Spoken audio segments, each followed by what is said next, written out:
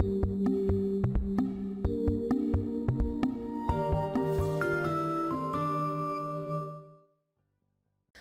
à tous et bienvenue pour cette nouvelle vidéo. Je m'appelle Paula Diaz, je travaille pour SolidWorks chez Dassault Systèmes et aujourd'hui je vais vous montrer comment valider nos conceptions et les imprimer en 3D. Pour vous montrer ceci, je réalise une série de vidéos durant lesquelles ce magnifique porte-casque a été conçu. Donc si vous voulez savoir comment le concevoir, je vous invite à regarder la série au complet. Si vous voulez savoir comment l'imprimer, restez attentifs, c'est parti! Alors, avant tout, je veux savoir si mon porte-casque va pouvoir supporter mon casque sans tomber, puisque c'est sa fonction principale. Pourquoi est-ce que j'allais concevoir un porte-casque qui n'est pas capable de supporter mon casque? Ça n'aurait aucun sens. Donc pour ceci, il me faut savoir où se trouve le centre de masse de mon porte-casque. Le centre de masse d'un objet est le point où l'ensemble de forces viennent s'appliquer. C'est le centre d'équilibre d'un objet. Donc imaginons cette boîte. Si je la mets comme ça, son centre de masse va être ici et il va avoir cette distance jusqu'à la surface d'appui. Si je la pousse, elle tombe très facilement. Tandis que si je la mets comme ça, son centre de masse va être ici. Il va y avoir cette distance jusqu'à la surface d'appui. Et pour la faire tomber, ça va être beaucoup plus difficile, voire même impossible.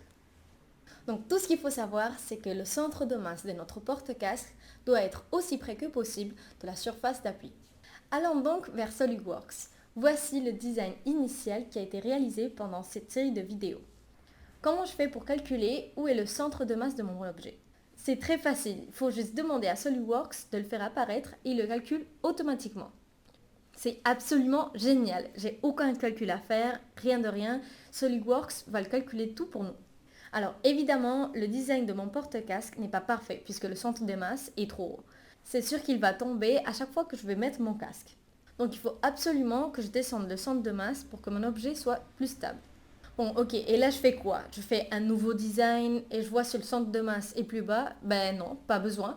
Un nouveau SolidWorks le fait tout pour nous. Je vais donc créer un poids qui va être en contact avec la superficie d'appui et je vais dire à SolidWorks que je veux que mon centre de masse soit le plus proche possible de ce point.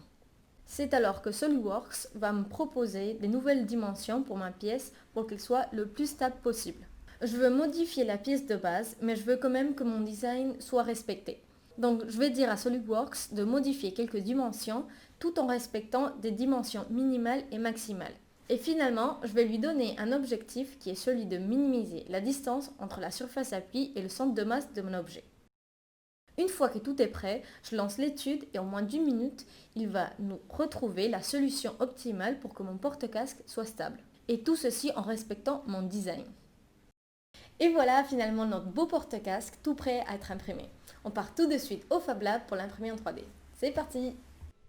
Et nous voici au Fab Lab, on va rencontrer Sébastien qui va nous aider avec l'impression 3D de notre porte-casque.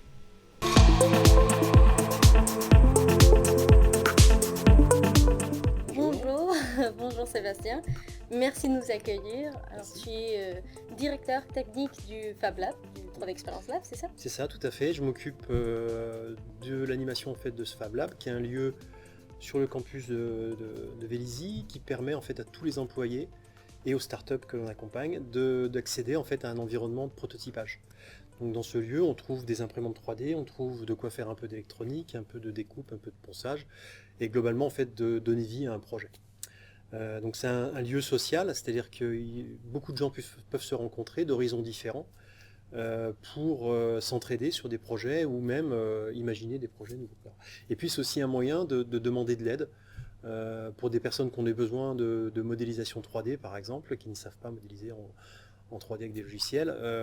Ils vont demander à la communauté de l'aider, donc il y a peut-être des gens qui vont se proposer pour participer au projet. Parfait, merci beaucoup. Merci. On passe de l'autre côté? Tout à fait.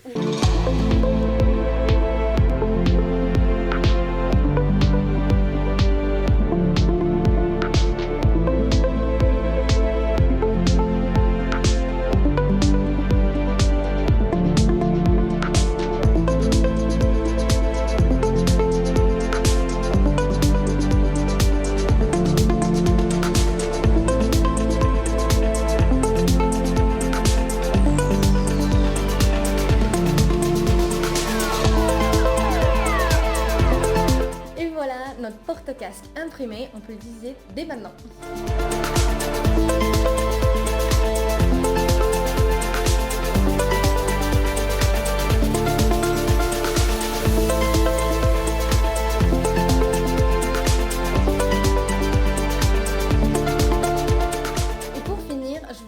partager mon projet sur 3D Swim.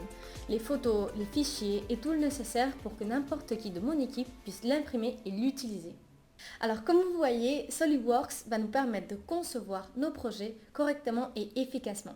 Et c'est grâce à la 3D Experience qu'on va améliorer la collaboration tout au long de nos projets.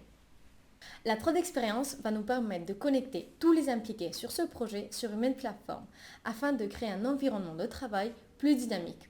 En plus, c'est sur le cloud, donc on va pouvoir développer nos idées de façon sécurisée partout, à n'importe quel moment et sur n'importe quel appareil. Dans cette série de vidéos, on a réussi à créer un dashboard grâce à la 3D Experience Platform pour gérer tout le développement de notre projet. On a utilisé Xshape pour réaliser une modélisation très organique d'une de nos pièces en moins de 3 minutes. Et on a réussi à imprimer et partager tout ce projet pour que tout le monde puisse en profiter. La connexion entre SolidWorks et la plateforme 3D Experience va nous permettre de travailler sur n'importe quel projet de manière efficace et en toute sécurité, en améliorant toujours la collaboration et l'innovation.